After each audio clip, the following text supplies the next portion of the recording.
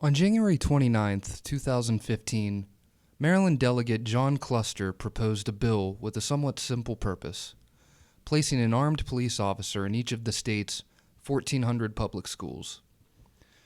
While at least 600 of these schools already have an officer to some degree among the faculty, this bill would ensure that at least one officer would be on school grounds at any given moment.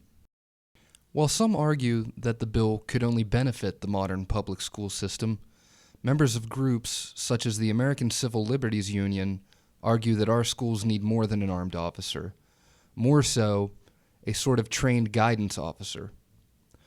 While debates on the bill stay heated today, one thing remains certain. I work at I believe the bill has a good aim. children with special needs. Education is Definitely our a needs very are vital different, aspect but of our our security society. systems Founding are fathers made sure that It definitely has people talking.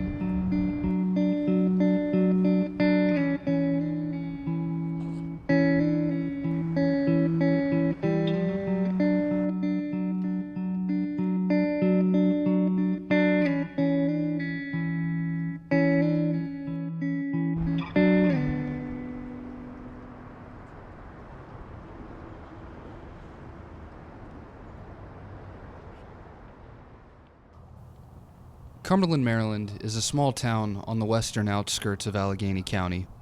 Founded in 1787, the town currently hosts a population of over 20,000, with the metropolitan area hosting more than 100,000. The relatively small town is home to two high schools: Fort Hill, home of the Sentinels, and Allegany, home of the Campers. As an alumni of Allegany High School, I returned to begin finding out what a small rural community such as this one may think of how Cluster's bill could impact the public school system. You just can't pick out a school in the inner city and say they need an armed guard, and you pick out a school in a nice suburban area and say, well, no, that's a safe community. It just doesn't work like that. I first spoke with Allegany's principal, Michael Calhoun, to find out his take on the bill, his feeling on school security in general, and what precautions Allegany has taken thus far. This is my 42nd year in public education.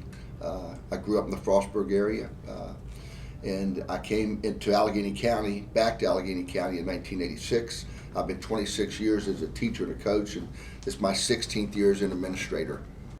I also spoke to Assistant Principal Dr. Ray Kitty, as well as numerous members of the teaching faculty, including Mrs. Kimberly Sloan, Mrs. Tammy Twigg, and Mrs. Kay Sheehy. I asked each individual a range of questions regarding what parents may think of the bill, how it could impact students, what precautions have been taken thus far, and their overall stance on what it aims to accomplish. I guess I'm somewhere in between. I think it's always something that on the perception, if we think that wow, this is going to be something that's going to help protect students, well, everybody should be for that, and it's probably a political nightmare to be against it. I think the intent is to provide a safe, secure environment for all students at school. Referring back to the idea that, we're in this age of terror and government has to balance, the common good versus those individual rights. And I think that in order to ensure, a safe educational environment, we now have to look at that aspect. We have been fortunate not to have many issues. I'm not privy to every event that's happened, but I think that you should still allow the local educational system to decide what is best for their students.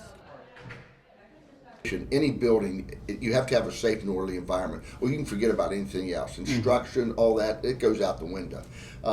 Having a resource officer in every school, okay, that would be nice. Is it feasible? I don't know how they can accomplish it. I think there are good things that can come out of this bill, and that's why it's been created, and I think it will get the support of the community and be something that we can work with and find out what's the best way to use those dollars, whether it be within manpower or within technology. As far as a day in the life of a student, I really don't think it would have much effect. I don't know from the standpoint of a student how much they would even pay particular attention other than the extra adult presence in the building, although we do have a resource officer that's here but not full-time. I'm amazed every year as I go back and teach and remember the events of 9/11. The students are now of an age that they were born into what I would call the age of terror. They are more accustomed to the presence of security in their lives. One of the things that, we talk about school security, resource officers and that, our best eyes and ears are the students. If you hear something, if you see something that doesn't sound right, say something. I think that safety is a concern of everybody, and if you have young children in our school system, in any school system in this country, the world we live in today, it's an anxious and can be dangerous at times. So I think parents would be comfortable with it. For a different take on the situation, I spoke with local parent Terry Jewell, who has a unique background with the school system. I'm a mother of two. My children are 18 years apart, and I have one graduated from college and one entering into kindergarten. I also work at a private school, so I see the differences in between security at a private school versus security at a public school. I think that introducing an officer, maybe some schools have a need for that, maybe others don't.